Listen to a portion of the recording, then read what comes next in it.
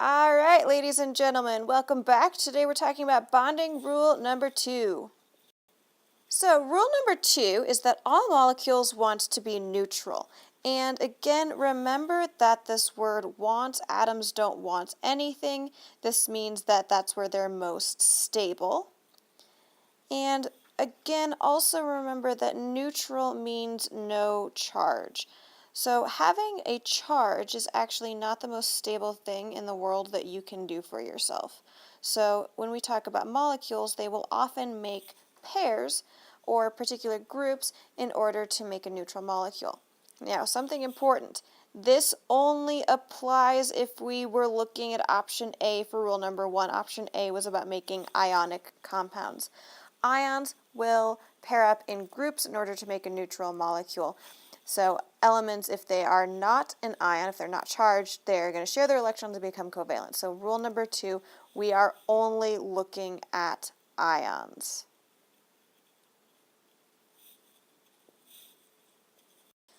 So we spent a bunch of time when we were looking at rule number 1 figuring out how to make ions and which elements would gain or lose electrons and how many electrons they would gain and what charge they would have. So if you need to figure out how to make an ion and know what charge it will be, jump back to rule number 1 or pull out your ion list, which is your cheat sheet for all of this. So for example, we have lithium, which is a +1 atom. We have magnesium, which is a +2 atom.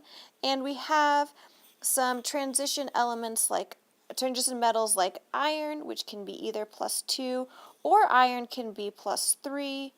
Aluminum is also normally a +3 element. And we also have molecules like ammonium, which is NH4+, NH4, and that's a +1.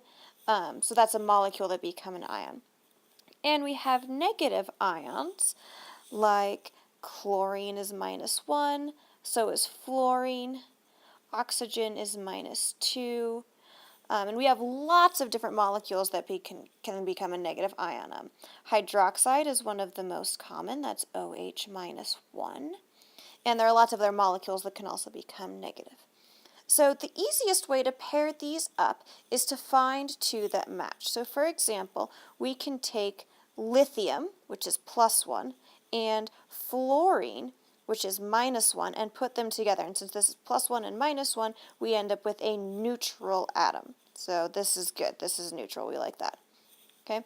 So other examples that we could make of things that are exactly paired together are magnesium and oxygen.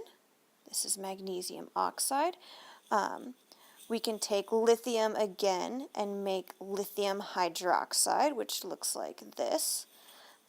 So we have, and then again, all of these are neutral. Magnesium and oxygen were +2 and -2, and lithium and hydroxide are +1 and -1 again. So these are all examples of ionic compounds that we can make by pairing things exactly with +1, -1, exactly things that match. But you can't imagine that things would always be that simple. This is chemistry class after all.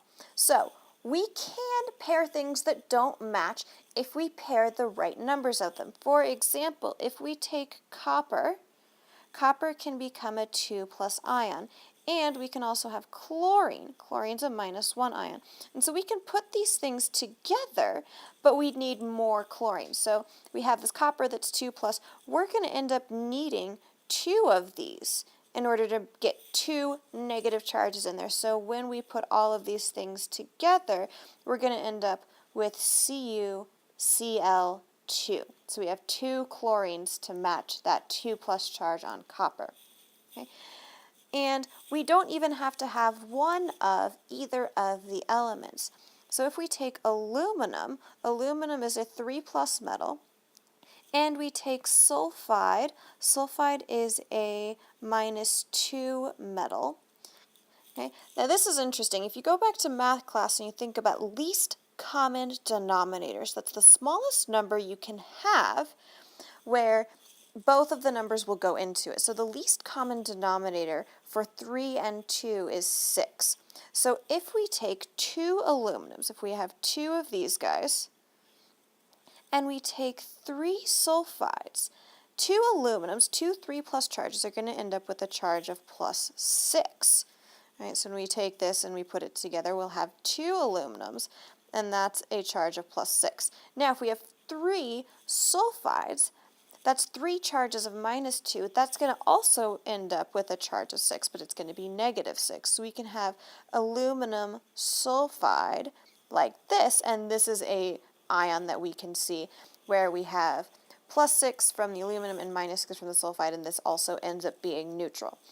So these are two examples of ions where you don't have just a perfect match of the charges and we can put them together this way too. So that is how we can put different ions together in order to form ionic compounds.